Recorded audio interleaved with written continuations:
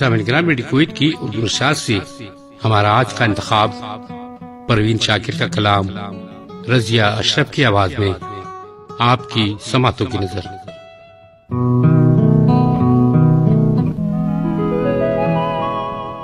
ऐ मौजे हवा तू ही बता, वो दोस्त हमारा कैसा है जो भूल चुका है हमें कब से, वो जान से प्यारा कैसा है।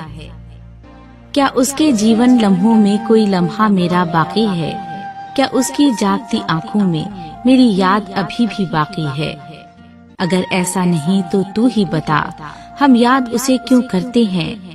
वो हमसे बिछड़कर खुश है अगर, तो पल पल हम क्यों मरते हैं।